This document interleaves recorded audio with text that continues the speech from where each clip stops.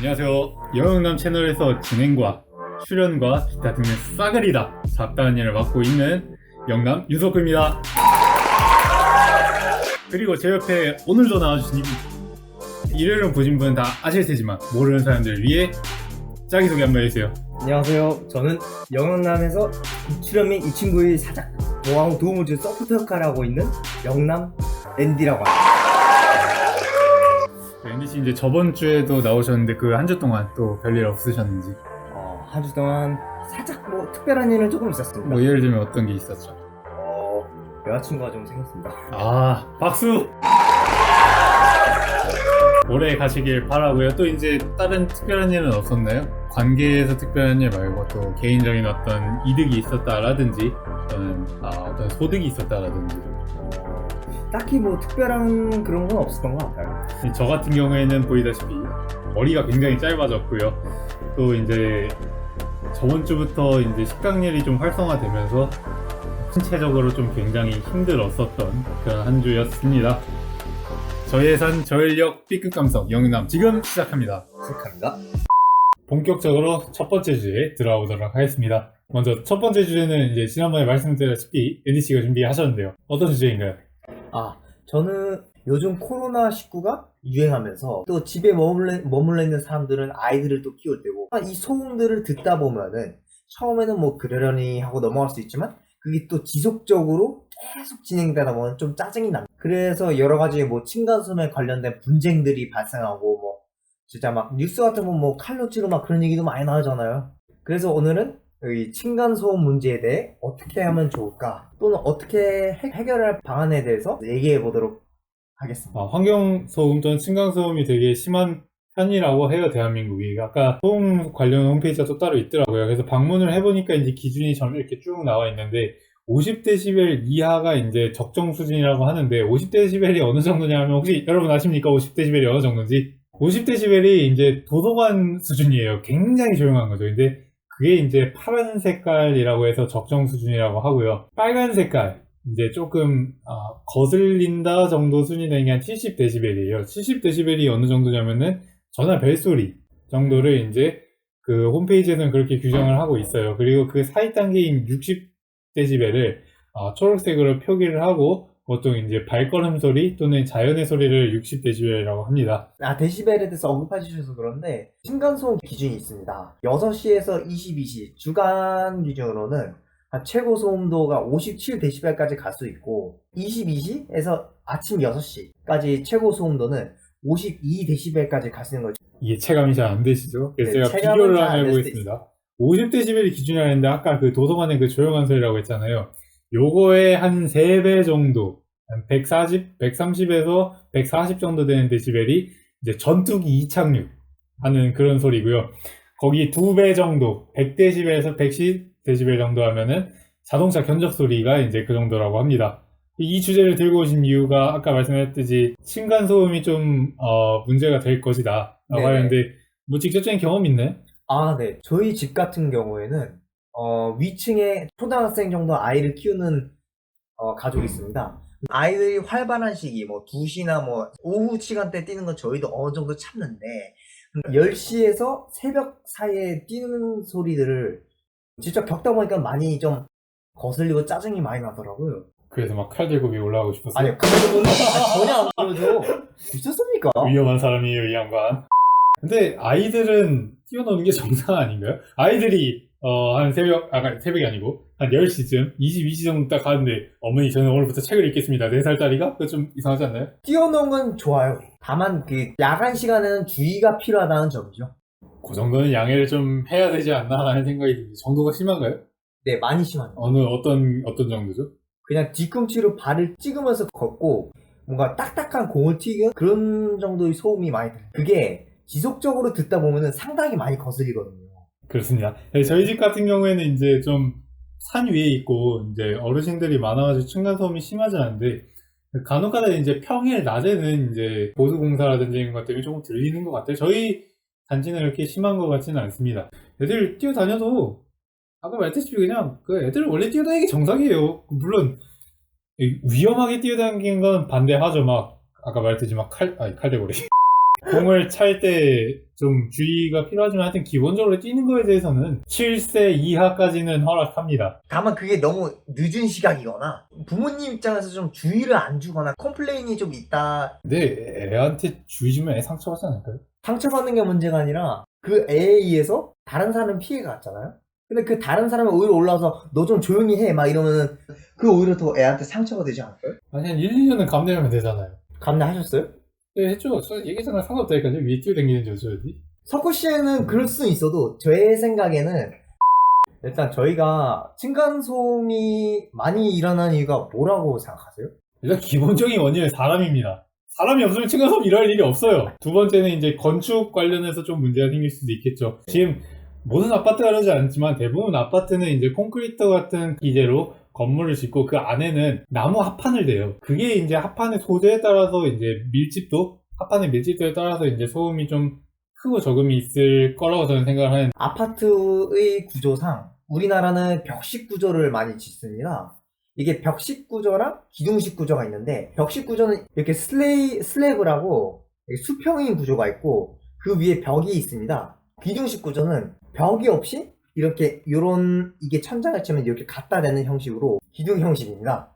제가 설명드린 대로 기둥식 구조가 있고 벽식 구조가 있는데 굳이 왜 벽식 구조를 짓는다고 생각하시는 게 있습니까? 제가 아직 벽식 구조가 뭔지 정확하게 이해를 못 아, 해가지고 그래요? 그럼 제가 조금 더 설명을 드리자면은 펜은 조금 헷갈렸으니까 손으로 설명드릴게요. 얘가 벽이고 이게 살짝 천장이에요. 맞댄 그런 구조인데 천장이고 얘가 벽입니다. 근데 이게 소음이 쿵 들리다 보면은 그대로 이게 좀 전달이 돼서 큰 소리가 좀 더 나는 걸로 저는 알고 있습니다. 그다음에 뭐요? 그 다음에 기둥식 기둥식 구조? 구조인데 기둥식은 예를 들어 이렇게 지붕이 있으면은 뼈대를 이렇게 딱 대는? 근데 벽은 없어요 그 위에. 아, 이해하고 있습니다. 좀 아, 느렸어요. 이해는 되시나요? 아, 예, 여태까지 이해됐어요. 이게 사진 자료를 보면은 좀 더 설명이 잘 되는데 네. 조금 더 이해가 가셨으면은 하는 마음에. 근데 아까 다시 질문이 뭐였죠? 벽식 층식 좋아요. 구조밖에 저희 나라는 지을 수가 없죠. 왜냐면은 말뜻이 아까 기둥식 구조를 지으려면은 지붕 자체가 일단 평탄하지가 않아가지고 높게 쌓을 수가 없으니까 아파트 같은 경우에는 벽식으로 지어야지 네모난 모양, 그러니까 규격화된 모양으로 잘 쌓아 올릴 수 있으니까 그러지 않나요? 일단 대표적인 이유로는 벽식 구조를 지으면은 비용이 절감이 된다고 얘기를 들었습니다. 얼마나 절감되죠? 기둥식으로 짓는 거에 비해 24% 정도 절감이 된다고 들었어요. 만약 층간소음이 석구 씨 집에 층간소음이 있다고 해요. 그러면 석구 씨는 어떻게 하실 겁니까? 저는 윗집 사람을 없애버리겠습니다. 이 친구 위험한 친구예요. 모든 사건은 인간에 의해서 일어납니다. 있잖아요. 그러나 그럴 수 없으니 1차적으로는 대화를 하는 게 제일 좋죠. 말로 할 수 있으면 하는 게 가장 좋고 만약에 그게 현실적으로 또는 상황적으로 불가능하다면은 제가 제 집 구조를 바꾸는 게 가장 첫 번째 요건이 되겠네요. 집 구조를 바꾸신다고요? 그렇죠. 예컨대 우리가 태풍이 오면은 창문에 A4 용지를 물에 적셔 붙인다든지 그런 것처럼 집에 어떤 부가적인 요소를 가해서 소음을 줄여주는 게 낫지 않을까라는 생각이 듭니다. 본인이 층간소음을 안 내기 위해서 둘 다 통하죠. 제 소음도 맞고 들어오는 소음도 맞고. 보통은 항의를 하지 않을까 저는 생각이 듭니다. 일단 층간소음에 이게 항의하는 기준이 다 있습니다. 뭔가 허용되는 기준이 있고 또 금지되는 기준인데 혹시 허용되는 기준에 뭐가 있다고 생각하세요? 그 사람마다 다르지 않나요? 사람마다 다를 수 있지만 법령으로 지정된 게 있습니다. 허용되는 범위는 천장을 두드리거나 아니면은 저는 이건 조금 의아했는데 고성을 지를 수 있답니다. 전화를 걸든가 아니면은 문자로도 항의를 할 수 있다. 지금까지 법령상으로 허용 범위입니다. 그 고성의 기준은 뭐예요? 집에서 아마 소리 지른 게 아닐까 좀 추측을 해봅니다. 앤디지 그거 알죠? 유튜브 영상 중에 네네.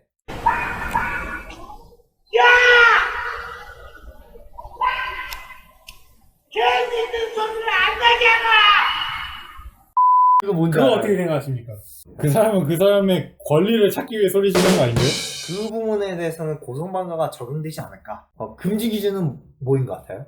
금지 뭘 금지하는지. 층간소음 항의 기준에서 네. 금지되는 부분이 있는데 이게 의외로 괜찮은 것 같으면서도 사실상은 금지로 법령이 돼 있어요. 힌트 없네? 우리가 방문할 때 뭐예요? 방문을 왜? 어떤 집을 방문할 때 그게 뭐예요? 노크. 아, 노크요. 노크 비슷해요. 현관문을 두드리거나 아니면 직접 들어가서 항의하는 부분도 그 직접 들어가서 항의한다는 게 무슨? 문 따고 들어가는 건가요? 아니 그건 범죄죠. 그거는 범죄죠. 그 항의의 개념이 아니잖아요. 그래서 금지가 되는, 그런 취지는 아닐 것 같아요. 문 따고 들어가서 그쵸? 얘기하는 거는 주거 침입이라는 게 있는데 왜 아, 그죠. 금지 조항에다 하는? 혹시 석구 씨는 만약 층간소음이 났어요. 본인이 짜증나서 막 복수심 그런 거는 드나요? 그러니까 제가 층간소음을 냈는데 제가 화가 나요 막? 아니요. 석구 씨가 층간소음 낸 게 아니라 네. 윗집에서 석구 씨 집으로 층간소음이 났어요. 복수에 관련해서 또 사례가 많이 나왔는데 위에 집은 아무런 층간소음을 안 냈는데 복수를 당한 상황입니다. 무슨 얘기예요? 그러니까 윗집에는 층간소음이 안 났는데 아랫집에서는 층간소음 냈다. 이래서 복수를 했대요. 자, 1.5일 이해하는 중입니다, 여러분. 뭘 다시 한번 설명해주세요.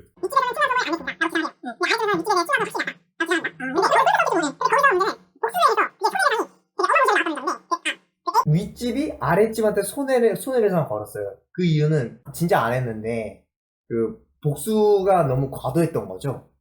어떤 복수였는데요? 아니, 그 복수가 아니잖아요. 복수는 어떤 행위가 이루어졌을 때 거기에 응해가지고 하는 건데, 이거 밑에 집 요 양반이 그 윗집 양반한테 뭔가 가한 거면은 그냥 가해 아니에요? 위에다가 뭐 우퍼 스피커 같은 걸 달아서 복수를 했다고 합니다. 이해하고 계시죠? 전 잘 모르겠습니다. 최대 3천만 원 배상을 받아야 했다고 하는데요. 아니, 근데 그 전에 질문인 게, 복수를 안 하면 그냥 당하고 살아야 되네?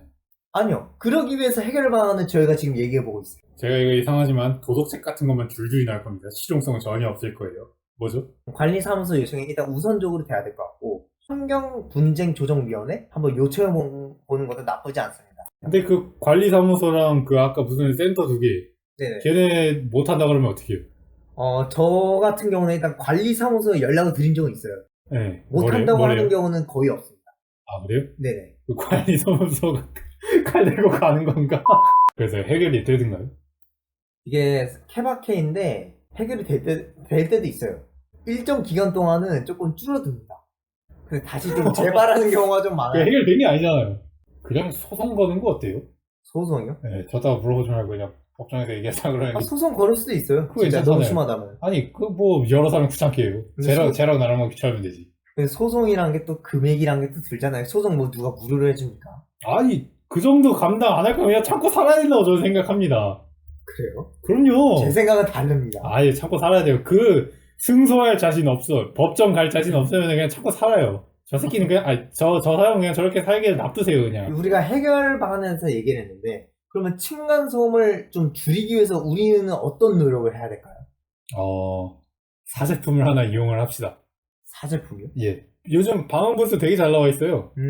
그 10x10부터 해가지고 그냥 방 하나를 방음부스 만들어도 되고, 요즘 현대 기술이 되게 잘 나와 있습니다. 굉장히 좋아요. 그래서 방음부스를 구입하는 것도 있고, 아니면 조금 고전적인 방법으로는 이제 벽에다가 그 계란판. 근데 방음부스를 만든 건 좋은데 저희 집 전체를 방음부스로 만들 수 있진 않잖아요? 저형 하고 싶을 때 방음부스 들어가면 되죠. 아니, 그리고 그 층간소음이 24시간 내내 하진 않을 거예요. 하여튼 애지간하면 특정 시간에만 좀 활동을 하니까 방음부스를 굳이 집 전체로 할 필요가 있나요? 있을까? 그런 생각이 좀 듭니다. 걸을 때 조금 조심조심 걷는 거?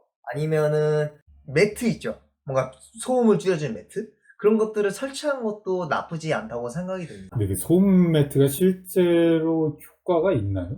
아니, 있습니다, 제 친구 중에 한 명이 개 키우는 친구가 있는데, 그 집안에 침대 이런 거 가구 있는데 빼고는 다 깔아놨거든요? 아, 그래요? 거의 그 한 달에 한 번씩 밑에 집 하나씩 올라오던데. 아, 그래요? 그 효과 있는 거 맞아요? 일단 저희가 이 주제는 여기까지 마무리하도록 하겠습니다. 오늘 두 번째 주제인데요. 조금은 암울한 주제예요. 혹시 조두순 사건이라고 아시나요? 아, 네. 어떤 사건인지 간단하게 요약을 해주시죠. 경기도 안산 그 지역에서 그 조두순이라는 그 사람이 그 8세 여아를 성폭행하고 뭐 강간하고 그런 사건을 알고 있습니다. 그 이제 조두순 씨가 이제 올해 12월에 출소를 하게 됩니다. 네. 그래서 이제 안산으로 가게 되는데요. 안산 같은 경우에는 이제 피해자가 현재 거주 중이기도 하고, 네. 그 지역 단체도 반발을 하고 있는데, 과연 조두순 씨가 안산으로 가는 게 맞는 것 같나요? 거주지를 뺏을 권한은 없다고 생각합니다. 근데 이게 어쩔 수 없이 이제 감정적으로 좀 네.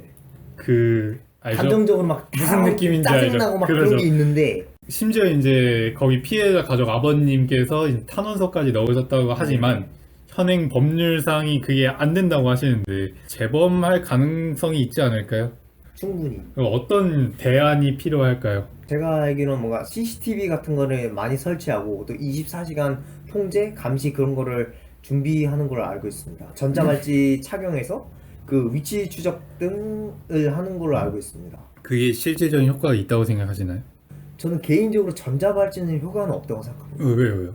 2020년 상반기에 그 전자발찌를 착용하고도 뭔가 이러한 성폭행 그런 상황이 벌어진 게 50여 건이 된다고 합니다. 7일 전에 올라온 내용인데요. 그 전자발찌를 차고 또 여자친구의 집에 가서 막 성폭행하러 그런 사건이 또 있었다고 합니다. 그래서 마땅한 대안이 되지 못한다라는 거고요. 네. 혹시 조두순 씨 어떻게 생겼는지 알고 계시나요? 자세히는 못 봤습니다. 대충 이렇게 생겼습니다. 그리고 이제 조두순 씨 같은 경우에는 2019년 4월에 시행되는 이제 소위 말하는 조두순법이라고 해가지고 그 특별범죄자 보호처분 관련 개정안 이런 거에서 이제 여러 가지가 막 개정이 됐어요. 뭐 감찰관을 배당을 한다든지 아니면은 피해자 거주구역에서 적어도 몇 킬로 이상 떨어져 있다든지 그런 법률이 제정이 됐지만 이제 형사 불소급의 원칙이라 그래가지고 혹시 뭔지 아시나요? 그 형사 불소급의 네. 원칙이요? 잘은 모르는데 예측 한번 해봐도 될까요? 그럼요. 그 형사의 그 뭐야 명수? 하여튼 형사가 300명이 있다고 하는데 300명이 있다고 합시다. 근데 범죄자가 전과자 한 1000명이 있다고 해요. 그러면 제가 알기로는 형사 한 명당 전과자 한 명당 형사가 한 4명 정도를 이렇게 돌아가면서 관찰하는 걸로 알고 있는데 그게 부족하다는 틀렸습니다. 아우 틀렸네요. 틀렸습니다. 이게 형사불소급이란 뭐냐면요. 그 범죄 당시에 있었던 법률에만 근거해서 처벌하라는 얘기예요. 조두순 사건이 몇 년에 일어났죠? 2013? 아니고 2011년인가요? 네, 2008년입니다. 12년 전인데요. 그러니까 2008년 법률에 근거해서 그대로만 법을 따르고 형량을 채우라는 거예요. 그래서 그 성범죄자한테 감찰관을 배당을 하고 일정 구역 이상 떨어져 있으라라는 법률을 적용할 수 없다는 그게 형사 불소급의 원칙이라는 거예요. 그래서 지금으로서는 사실 원래는 조선 씨 얼굴, 키 이런 거 다 몰라야 되는데 작년에 이제 MBC가 한번 알 권리라고 해서 한번 방영을 했고 그 다음에 이제 조선 씨가 출소하는 12월 달 이후에는 알림이에 기재가 됩니다. 네. 그거는 참 다행인 부분이네요. 다행이지만 사실 효과는 미미하다고 보세요. 만약에 우리 지금 경기도에서 네. 조선 씨 딱 봤다고 봐요. 어떻게 할 거예요? 일단 저는 아무것도 없어요. 저는 안 갈래요. 그쪽으로 그냥. 그 사실 실질적으로 그래도 없는 거보단 낫지 않아요? 어떤 부분에서 없는 것보다는 나은 거죠? 그러니까 그 알림이에 등록되지 않는 거보다는 나은 부분이 아닌가 싶습니다. 그쵸. 뭐 약간 인사되면 기분 좋잖아요. 조효순 씨도 약간 그런 느낌일 거예요. 제 조효순이다 약간 이런 느낌. 네, 죄송합니다. 이거였고요. 하여튼 그 조효순 씨가 이제 출소를 하고 거리에서 돌아다니고 재범을 한다는 게 안산 시민들이 너무 무서워가지고 이제 시청에다 굉장히 많은 전화가 오고 있다고 해요. 네. 그래서 다시는 이런 일이 안 일어나길 좀 바라는 마음입니다. 네.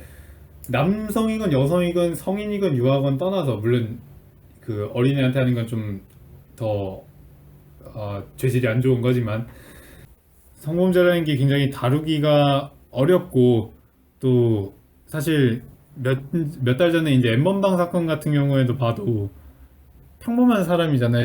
하물며 이제 대학 신문 기자, 학보 기자를 하던 사람이 그런 일을 벌인 건데 네. 혹시 주변에 추측되는 사람이 있지 않아요? 저 사람은 약간 그러지 않을까? 저는 개인적으로 그런 거 못 느껴봤습니다. 근데 약간 그 분위기라는 게 있을 수가 있어요. 100%는 아니지만 뭔가 살짝 뭐 분위기상으로 뭔가 좀 애가 막 숨기고 핸드폰 숨기고 막 그런 분위기면 좀 느낄 수 있지 않을까. 그래서 오늘 주제는 여기까지 하고요. 네. 그래서 오늘도 영상을 시청해주셔서 감사하고요. 주제 신청은 아래 설명란에 이메일로 받도록 하겠습니다. 네. 오늘은 여기까지. 다음 시간에 만나요. 안녕. 안녕.